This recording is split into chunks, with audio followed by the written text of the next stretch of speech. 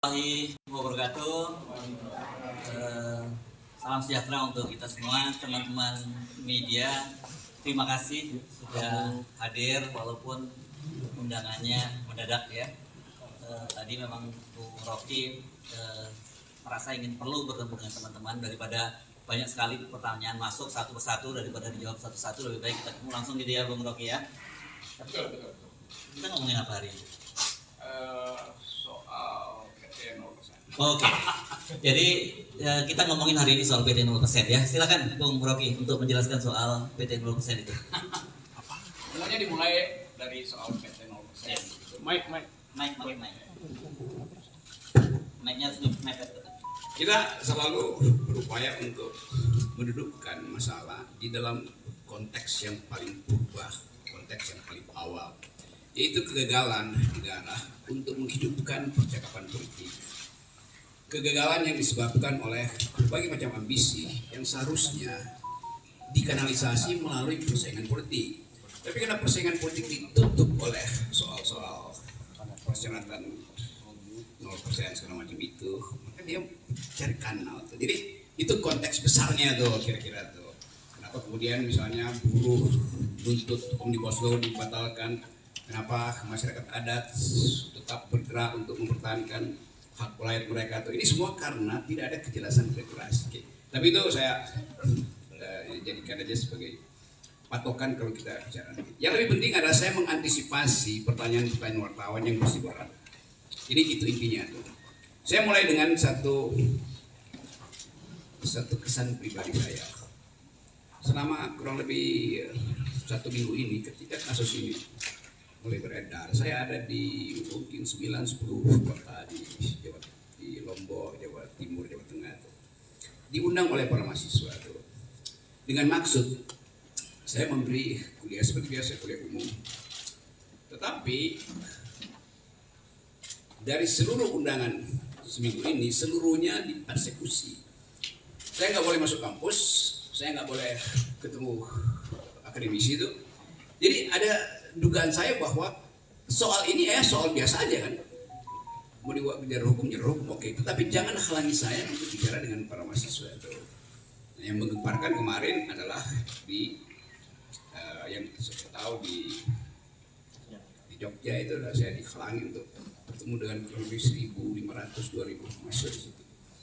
Justru itu dihalangi oleh PDIP.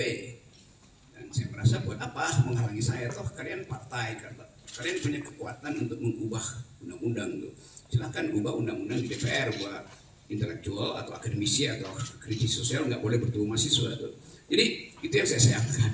Padahal saya bertahun-tahun mengajar di sekolah Megawati itu tentang pikiran bangsa. Jadi kalau saya mau terangkan pikiran bangsa, kok dihalangi oleh partai? Di mana saya mengajar tentang pikiran bangsa? Tapi saya paham itu tuh. Jadi terlihat di publik sekarang ada perselisihan tentang kasus saya. Mereka yang mengerti pro saya mengatakan bahwa itu bukan hinaan, itu kritik.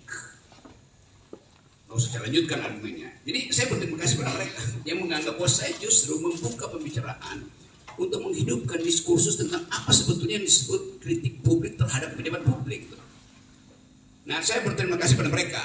Mereka mendukung saya banyak wawancara di media massa tuh, dan bahkan sebagian memuji-muji saya bahwa saya memulai satu tradisi untuk memperlihatkan bahwa diskursus publik itu tidak boleh dihalangi oleh dendam pribadi. Memang itu dasarnya. Jadi sekali lagi itu poinnya. Tetapi saya mengerti bahwa kasus ini kemudian membuka perselisihan di publik antara yang pro dan kontra. Nah itu yang membuat kehebohan. Kehebohan itu bisa ditafsirkan sebagai keonaran secara hukum itu. Itu pentingnya kita pahami bahwa sesuatu yang disodorkan untuk dijadikan target keonaran itu bisa disponsor oleh siapapun. Kan itu maksudnya kan. Nah saya minta maaf terhadap keadaan hari ini yang menyebabkan perselisihan itu berlanjut tanpa arah itu. Tentu saya merasa kok ini kenapa nggak bisa diselesaikan secara hukum. Jadi sekali lagi saya menyesalkan bahwa persoalan hukum yang dari awal saya katakan ini adalah kritik saya terhadap Presiden Jokowi yang saya ucapkan dengan sangat tajam Dan biasanya saya lakukan itu di mana-mana. Saya tidak mengkritik atau menghina Jokowi sebagai individu, tidak. Karena ada urusan saya dengan Pak Jokowi. Karena itu saya kira Pak Jokowi juga mengerti. Itu yang menyebabkan Pak Jokowi tidak mau melaporkan saya. Kan Pak Jokowi mengerti bahwa yang saya ucapkan itu adalah kritik terhadap kedudukan publik dia, jabatan publik dia. Pokoknya di situ dulu tuh.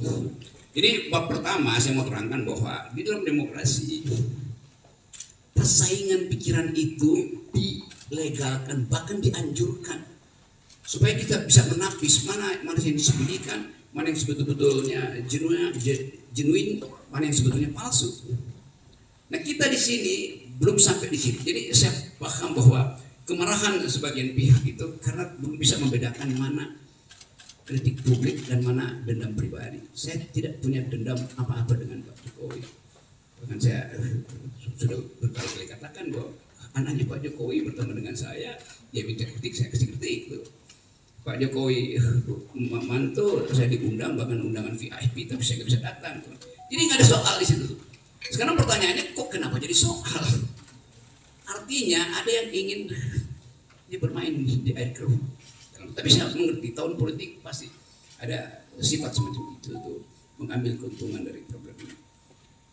Bagian kedua saya mau terangkan khusus terhadap mereka yang salah mengerti apa yang saya ucapkan di forum buruh itu.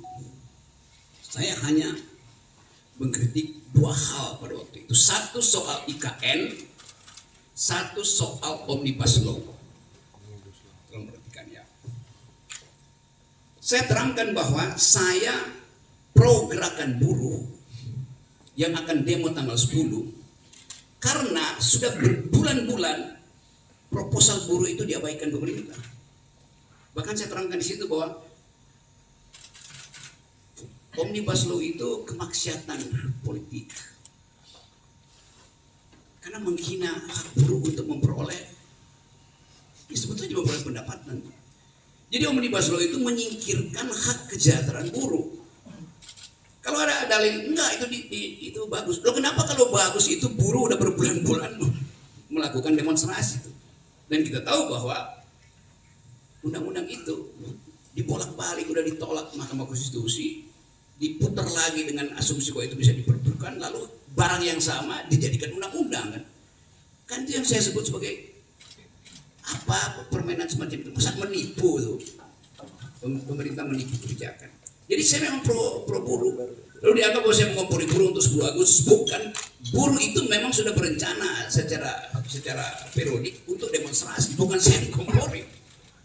Saya tahu bahwa buruh merencanakan itu dari awal. Dan dari 2 tahun lalu tuh gerakan buruh kan terus menerus tuh. Jadi apa yang salah di situ? Lalu dianggap saya mendorong makar segala macam itu. Oke, itu kasus Beli pertama itu, kasus yang menyebabkan terjadi keriuhan itu. Saya membela buruh di pidato itu. Seandainya saya nggak pidato di situ, mungkin nggak ada soal. Tetapi tentu kekuasaan menganggap bahwa gerakan buruh ini akan mengalami eskalasi itu. Karena itu, ya oke, dicari cara supaya diaborsi. Jadi kasus pertama. Kasus kedua adalah soal IKN. Tiba-tiba masyarakat Dayak menganggap saya menghina adat Dayak. Di mana hinaannya? Saya justru membela hak masyarakat adat untuk tidak dieksploitasi oleh investor Cina. Bagaimana mungkin? Mungkin udah 5-6 kali saya ke Kalimantan diundang oleh universitas, diundang oleh komunitas masyarakat adat untuk minta pendapat saya. Tetap pendapat saya, IKN ini berbahaya secara diplomasi, berbahaya secara geopolitik, dan bahkan berbahaya secara kebudayaan. Karena pasti kalau ada IKN di situ, masyarakat adat akan tersingkir. Dan itu artinya hilang jejak kultural kita di situ. Jadi dari awal saya membela masyarakat adat Dayak, Banjar segala macam di situ. Jadi kalau ada satu teatrikal, ada binatang digorok di situ, saya menyesalkan. Siapa yang provokasi teman-teman Dayak saya yang pernah berkali-kali mengundang saya? Itu soalnya tuh. Jadi soal-soal semacam ini yang mau saya ucapkan untuk menerangkan bahwa saya mencintai bumi Kalimantan karena saya bertahan jangan itu dijual. Pada waktu itu 2 hari sebelumnya kan beritanya Pak Jokowi pergi ke Cina untuk minta investor asing tanam. Bahkan kira-kira Pak Jokowi bilang udah saya kasih konsesi 180 tahun, Anda tolong buatkan kami ibu kota. Bagaimana mungkin? Itu disebut ya presiden menjual negara. Kenapa mesti tersinggung? Memang faktanya presiden berupaya menjual negara itu, menjual lahan di Kalimantan itu menjadikan IKN. Dia udah jualan ke negara-negara Arab, nggak bisa, jualan ke Kanada nggak bisa, sekarang jualan ke Cina itu. Jadi poin saya di dalam soal itu adalah saya tetap tidak ingin IKN itu dijalankan, apalagi dalam soal perjanjian. Buat tadinya IKN itu adalah bisnis, ya oke itu nggak ada pajak saya di situ tuh.